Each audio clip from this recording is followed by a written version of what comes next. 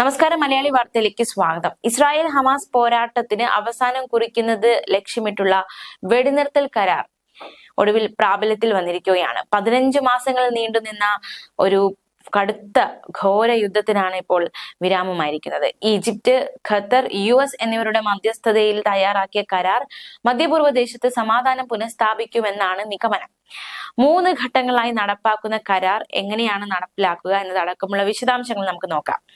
6 ആഴ്ച നീളുന്ന 3 ഘട്ടങ്ങളുള്ള കരാറാണിത്. ആദ്യഘട്ടത്തിൽ ഹമാസ് ബന്ദികളാക്കിയവരിൽ 33 പേരെ വിട്ടു നൽകുക എന്നതാണ് ആദ്യഘട്ടത്തിൽ സംഭവിക്കുന്നത്. ഇതിൽ സ്ത്രീകൾ, കുട്ടികൾ, 50-ന് മുകളിൽ പ്രായമുള്ളവർ, പരിക്കേറ്റവർ എന്നിവർക്ക് ആദ്യഘട്ടത്തിൽ വലിയ രീതിയിലുള്ള പരിഗണന നൽകും.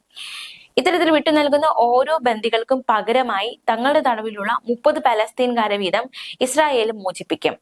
ഇസ്രായേലിന്റെ വനിതാ സൈനികരെ മോചിപ്പിക്കുമ്പോൾ ഓരോ സൈനികർക്കും പകരമായി 50 തടവുകാരെ വീതം ഹമാസിന് വിട്ടു നൽകുക എന്നതാണ് ഈ ആദ്യഘട്ടത്തിൽ സംഭവിക്കുന്നത്. കരാർ നിലവിൽ വന്ന് ആദ്യ ദിവസം 3 ബന്ദികളെയും തുടർന്നുള്ള ഓരോ ആഴ്ചയും 3 പേരെ വീതവും അവസാന ആഴ്ച 33 പേരിൽ ബാക്കിയുള്ള എല്ലാവരെയും മോചിപ്പിക്കും. ആദ്യഘട്ടത്തിൽ ദിവസവും 10 മണിക്കൂർ, ബന്ദികളെയും തടവുകാരെയും കൈമാറുന്ന ദിവസങ്ങളിൽ 12 മണിക്കൂർ ഇരുപക്ഷവും സൈനിക നടപടികൾ നിർത്തിവയ്ക്കുക എന്ന ധാരണയിലും എത്തിയിട്ടുണ്ട്. മാത്രമല്ല, ഈ ഘട്ടത്തിൽ ഇസ്രായേൽ സേനയുടെ പിന്മാറ്റവും നടക്കും. കരാറിന്റെ 22-ാം ദിവസം മധ്യഗാസിൽ നിന്നാണ് ഇസ്രായേൽ സേന പിന്മാറുന്നത്.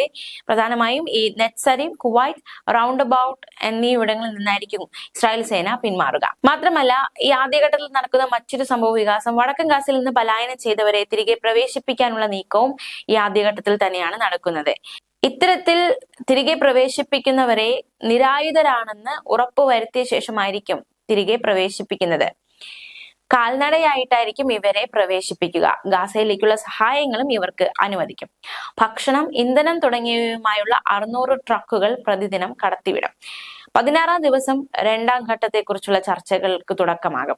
ഗാസയുടെ പുനരധിവാസം, മാത്രമല്ല തകർന്നടിഞ്ഞു കിടക്കുന്ന അടിസ്ഥാന സൗകര്യങ്ങൾ, അവയുടെ പുനർനിർമ്മാണം എന്നിവ രാജ്യാന്തര സംഘടനകളായ ഐക്യരാഷ്ട്ര സംഘടന ഉൾപ്പെടെയുള്ളവയുടെ സഹകരണത്തോടെ ഈ ഒരു ഘട്ടങ്ങളിലൊക്കെ തുടരുന്നതായിരിക്കും എന്നാണ് ഇപ്പോഴത്തെ ഒരു ധാരണ. ഇനി 2-ാം ഘട്ടത്തിൽ എന്തൊക്കെയാണ് സംഭവിക്കുന്നത് നമുക്ക് നോക്കാം.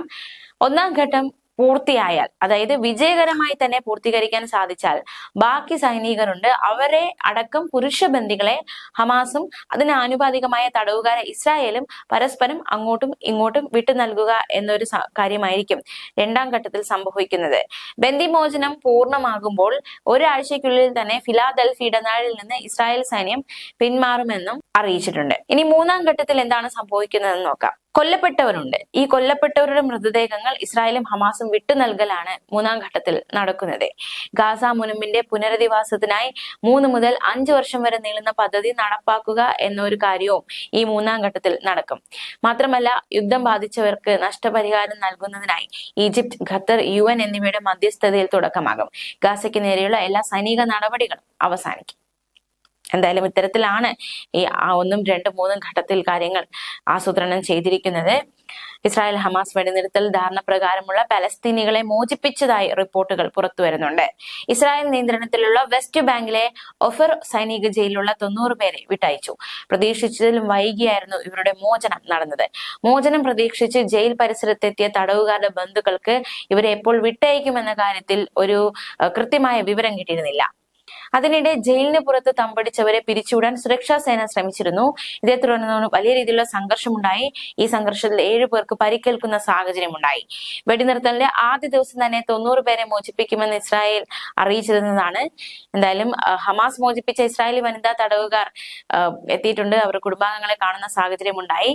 എന്തായാലും നീണ്ട 15 മാസം നീണ്ടുനിന്ന ഏറ്റുമുട്ടലുകൾക്കൊടുവിൽ കാർമേഘം ഒഴിഞ്ഞ് മാനം തെളിഞ്ഞു എന്ന് പറയത്തക്ക രീതിയിൽ, മഞ്ഞുരുകി തുടങ്ങി എന്ന് പറയത്തക്ക രീതിയിൽ കാര്യങ്ങൾ എത്തിയിരിക്കുകയാണ്. വലിയ ആശ്വാസം തന്നെയാണ് പ്രത്യേകിച്ച് ഗാസയ്ക്ക് കിട്ടുന്നത്.